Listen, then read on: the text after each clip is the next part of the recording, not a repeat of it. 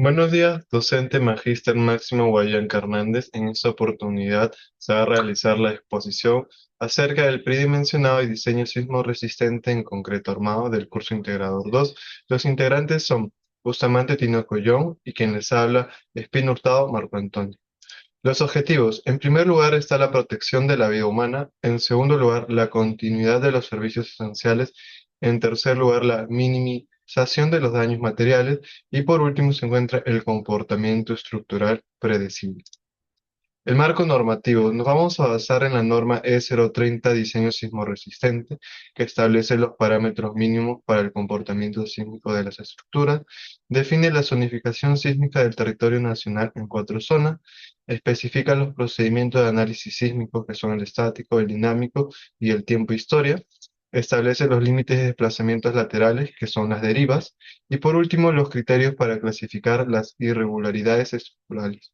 Asimismo, vamos a utilizar la norma E060, concreto armado, establece los requisitos resistencia, servicio y durabilidad, define los factores de reducción de resistencia, especifica las cuantías mínimas y máximas de refuerzo, establece disposiciones especiales para elementos sismorresistentes y por último regula el detallado del refuerzo para garantizar el comportamiento dúctil. Asimismo, vamos a implementar la ASI 318 del Código Internacional para el Diseño de Concreto Estructural, ya que proporciona estándares internacionales para el diseño y construcción, e incluye las disposiciones especiales para zonas sísmicas, detalla requisitos de materiales y procedimientos constructivos, establece los criterios para la integridad estructural y los parámetros para la durabilidad del concreto. Conceptos básicos. En primer lugar, tenemos el origen y naturaleza de los sismos. Los sismos se originan principalmente por la liberación súbita de energía acumulada en la corteza terrestre debido al movimiento de placas tectónicas. En el caso de nuestro país, la subducción de la placa de Nazca bajo la placa sudamericana es la fuente principal de la actividad sísmica. Las ondas sísmicas se clasifican en dos, en ondas de cuerpo. Las ondas P, que vendrían a ser las primarias, son longitudinales y viajan mucho más rápido, mientras que las ondas S, secundarias, son transversales y mucho más destructivas.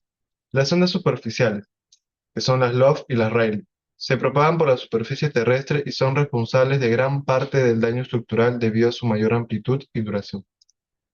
Magnitud e intensidad. La magnitud, la escala de Richter o alguna magnitud de momento, mide la energía liberada en el foco del sismo, mientras que la intensidad se puede clasificar en la escala de Mercalli modificada, mide los efectos del sismo en un lugar específico. La microzonificación sísmica es el estudio detallado del comportamiento del suelo en sismo en áreas específicas, considerando efectos de ampliación local y liquefacción y respuesta dinámica. El territorio peruano está caracterizado por una alta actividad sísmica debido a su ubicación en el cinturón del fuego del Pacífico con sismos de gran magnitud y profundidad variables según la región. La respuesta estructural ante sismos. Tenemos el comportamiento dinámico de las estructuras. Las estructuras no responden estáticamente a los sismos, sino que vibran según sus propiedades dinámicas, la masa, rigidez y el amortiguamiento. Asimismo, tenemos el periodo natural de vibración, que es el tiempo que tarda una estructura en completar un ciclo de vibración libre. Las estructuras más rígidas tienen periodos más cortos, mientras que las más flexibles presentan periodos más largos. La resonancia y la amplificación sísmica. Ocurre cuando el periodo de la excitación coincide con el periodo natural de la estructura, amplificando significativamente la respuesta estructural y pudiendo provocar daños severos. El amortiguamiento estructural, que es la capacidad de la estructura para disipar energía durante su vibración. En edificios de concreto armado, el amortiguamiento típico varía entre 4 y 7% del amortiguamiento crítico. Ductilidad y disipación de energía. La ductilidad es la capacidad de la estructura para deformarse inelásticamente sin pérdida significativa de resistencia, disipando energía mediante formaciones plásticas o controladas. Tenemos los modos de falla ante carga sísmica. Los patrones típicos de falla incluyen la falla por cortante en columnas cortas, la falla por flexión en vigas, la falla por punzonamiento en losas y la falla por aplastamiento en muros. Los criterios de diseño según la norma E030. En primer lugar se encuentra la resistencia sísmica, que la estructura debe ser capaz de resistir la demanda sísmica especificada, considerando el comportamiento inelástico y los factores de reducción correspondientes. El control de derivas. Los desplazamientos laterales deben limitarse para prevenir daños excesivos y garantizar la seguridad para estructuras de concreto armado. La deriva máxima permitida es 0.007. Redundancia estructural. Se debe proporcionar múltiples líneas de resistencia mediante la distribución adecuada de elementos estructurales, evitando la dependencia excesiva en pocos elementos críticos. Regularidad estructural. Se favorece el diseño de estructuras regulares en planta y elevación, penalizando las irregularidades mediante factores de reducción de resistencia sísmica. Continuidad en sistemas resistentes. Los elementos estructurales deben mantener continuidad desde la cimentación hasta la parte superior del edificio, evitando cambios abruptos de rigidez o resistencia. Diafragma rígido. Las losas de entrepiso deben comportarse como diafragmas rígidos para garantizar la distribución adecuada de fuerza sísmica entre los elementos resistentes.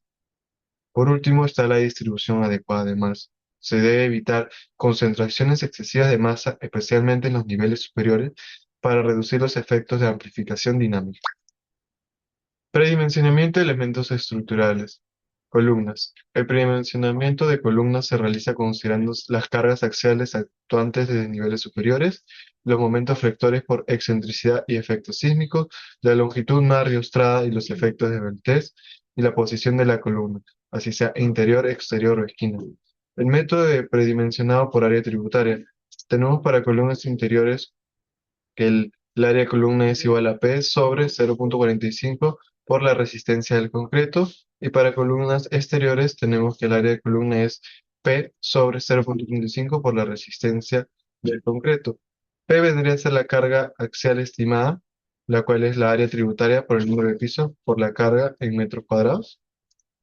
Tenemos las vigas que se utilizan para su predimensionado, las relaciones empíricas entre peralte y luz libre, las consideraciones de rigidez para control de deflexiones y el requerimiento sísmico según el sistema estructural. El método basado en la longitud de luz. Tenemos que el peralte de la viga, que vendría a ser la altura, va a ser la luz entre 10 a la luz entre 12 para vigas principales. Mientras que para vigas secundarias su peralte va a ser L sobre 14 a L sobre 16. Y el ancho de la viga se va a definir que va a ser el peralte entre 2 hasta 2 veces el peralte entre 3, con un mínimo de 25 centímetros para vigas que forman parte del sistema sismo resistente. Las losas. Las losas aligeradas se dimensionan según su dirección. Tenemos que para losas aligeradas unidireccionales el peralte va a ser L sobre 25. Y los espesores típicos son 17, 20, 25 y 30 centímetros. Para losa maciza, el peralte va a ser L sobre 30 a L sobre 35, con un mínimo de 10 a 12 centímetros para losas de entrepiso, y para losas bidireccionales va a ser el perímetro entre 180, en caso sea para losas sin vigas, y para el caso de losas con vigas perimetrales va a ser el perímetro entre 150. Los muros estructurales. El predimensionado de los muros estructurales, o también denominado placas, considera la cortante sísmica a nivel basal, los requisitos de rigidez lateral, las limitaciones arquitectónicas y las necesidades de control de deriva. Tenemos el método por rigidez lateral, que va a ser las áreas de muros en cada dirección igual a 0.0015 por el área típica de planta del edificio por el número de pisos, en caso sea una zona sísmica alta. Para una zona sísmica media, el área va a ser igual a 0.0012 por el área típica de planta de edificio por el número de pisos. Los espesores mínimos se tiene que considerar lo siguiente.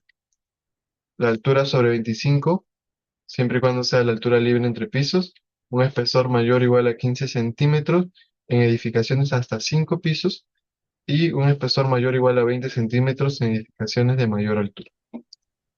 Continuando con la exposición, les hablaré acerca del análisis sísmico según la norma de 030, lo cual esta norma clasifica las edificaciones según su importancia en 4 categorías, asignándoles un factor de uso que amplifica las fuerzas sísmicas.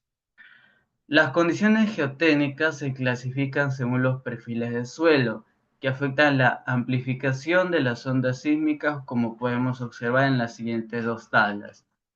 Factor de amplificación sísmica se representa por las siguientes expresiones. Y por último, el coeficiente de reducción permite diseñar las fuerzas sísmicas reducidas, reconociendo la capacidad de la estructura para disipar energía en el rango inelástico. Ahora, para la estimación del peso sísmico se divide en tres categorías. Para la categoría A y B, 100% de la carga es muerta, 50% de la carga viva, 25% de la carga viva en techos y azoteas.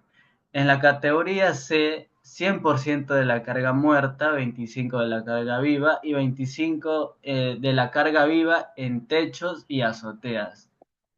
El procedimiento de análisis sísmico se divide en dos pasos, lo cual es el análisis estático, análisis dinámico modal espectral, y terminando aquello podemos modelarlo con el software ETABS, que nos brinda unas ventajas, lo cual sería la optimización para la estructura de edificación, manejo eficiente de pisos típicos y diseño integrado de elementos de concreto y acero. Ahora, para nosotros modelar debemos de seguir estos cuatro pasos. Configuración inicial del proyecto. Definición de elementos estructurales, creación del modelo tridimensional, definición de condiciones de borde. Ahora, la definición de materiales y secciones. Propiedades del concreto, propiedades del acero de refuerzo. Las propiedades de concreto resistente a la comprensión. El peso específico es de 2.400 kilogramos por metro cúbico para concreto normal.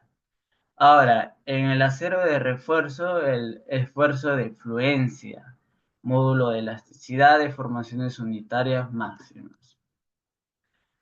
Como conclusiones, tenemos en el análisis computacional, esta facilita la aplicación de metodologías. Tenemos que implementar análisis progresivamente más refinados, realizar verificaciones cruzadas entre métodos manuales y computacionales. En el control de calidad, establecer procedimientos de inspección durante la construcción. Muchas gracias.